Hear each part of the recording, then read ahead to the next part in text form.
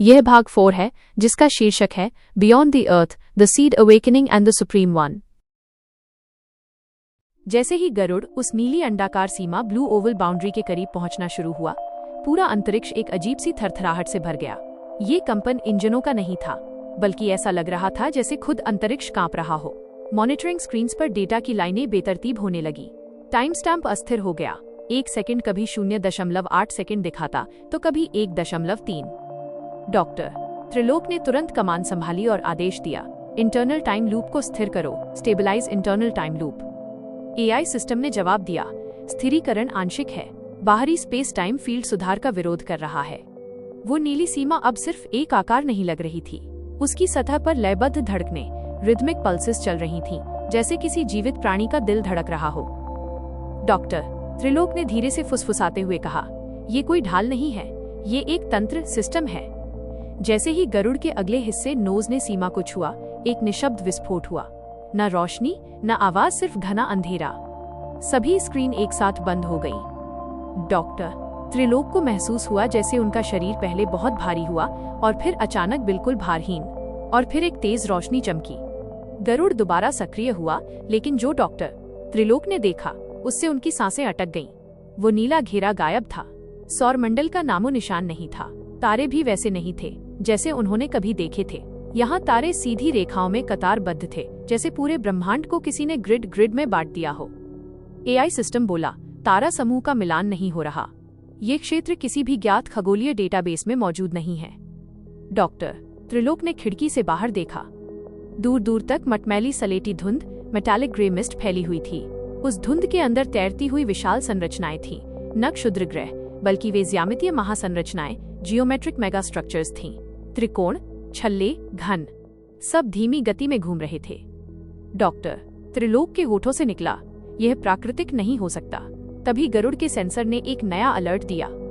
कई संकेत मिले हैं, उत्पत्ति गैर जैविक, नॉन बायोलॉजिकल, बुद्धिमत्ता का स्तर अत्यंत उच्च।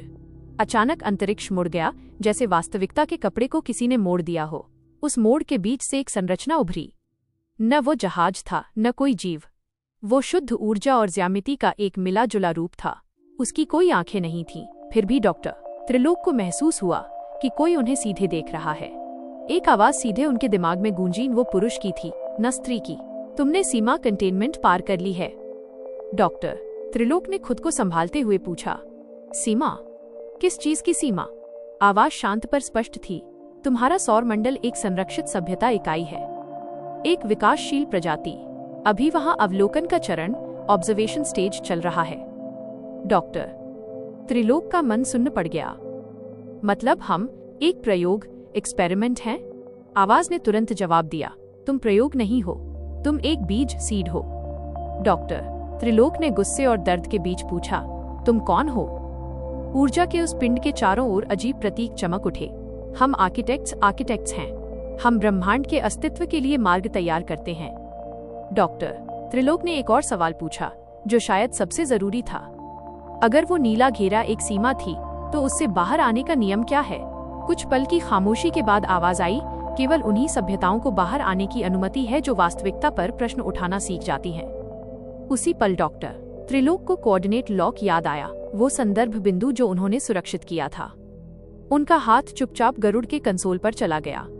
अगर ये आर्किटेक्ट्स खतरा साबित हुए, तो वापस जाने का रास्ता अब भी मौजूद था। आवाज ने जैसे उनकी सोच पढ़ ली, तुमने एंकर पॉइंट बचा लिया, चतुर हो। डॉक्टर त्रिलोक ने हल्की मुस्कान के साथ कहा, इंसान हूँ, गलतियों से सीखना हमारी आदत है। आवाज पहली बार थोड़ा रुकी, तब तो तुम समय से काफी आगे हो। सलेटी धुंध के अंदर से और भी संरचनाएं उभरने लगी। ब्रह्मांड जैसे धीरे धीरे अपनी परतें खोल रहा था। आखिरी बार आवाज गूंजी, अब तुम्हें चुनना होगा त्रिलोक, वापस जाओ और सब भूल जाओ, या आगे बढ़ो और पृथ्वी को फिर कभी उसी नजर से मत देखो। गरुड़ के इंजन तैयार थे, निर्देशांक, कोऑर्डिनेट सुरक्षित थे, आगे का रास्ता बिल्कुल अनजाना था। डॉक्टर त्रिलोक ने एक बार उस अनंत और अजनबी दुनिया को देखा, फिर शांत स्वर में आदेश दिया, आगे बढ़ो, प्रोसीड फॉरवर्ड। और इसी पल इंसानियत की कहानी एक ऐसे मोड़ पर पहुंच गई जहां से वापसी शायद मुमकिन ही नहीं थी।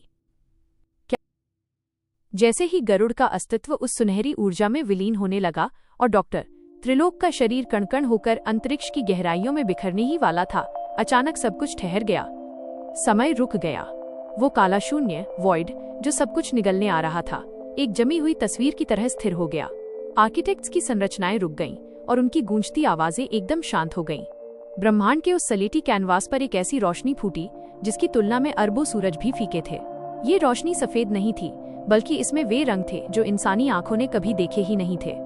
धुंध के बीच से एक आकृति उभरी। वो न तो मशीन थी, न ऊर्जा और न ही कोई ढांचा। वो अस्तित्व का सबसे शुद्ध रूप था। उसके प्रकट होते ही आर्किटेक्ट्स, जो खुद को ब्रह्मांड के निर्माता कह रहे थे, सम्मान में झुक गए। वो था the supreme one, the eternal origin. उसकी उपस्थिति मात्र से डॉक्टर त्रिलोक के बिखरते हुए कण दोबारा जुड़ने लगे। उनका शरीर पहले जैसा नहीं रहा। अब उनकी रगों में खून की जगह चमकते हुए सितारों का नूर दौड़ रहा था। उनकी चेतना पहले से करोड़ों गुना बढ़ गई थी। सुप्रीम वन की आवाज किसी धमाके जैसी नहीं, बल्कि एक शांत संगीत की तरह त्रिलोक के भीतर गूंजी। त्रिलोक, करोड़ों सभ्यताओं में से किसी ने आज तक वो नहीं किया जो तुम नहीं किया। अधिकांश प्रजातियां अंत के समय या तो डरकर भाग जाती हैं या खुद को बचाने के लिए दूसरों का सौदा करती हैं। तुमने अपने पूरे अस्तित्व को एक हथियार के रूप में अर्पित कर दिया ताकि सत्य जीवित रह सके। तुम्हारा ये बलिदान अज्ञानता का अंत है।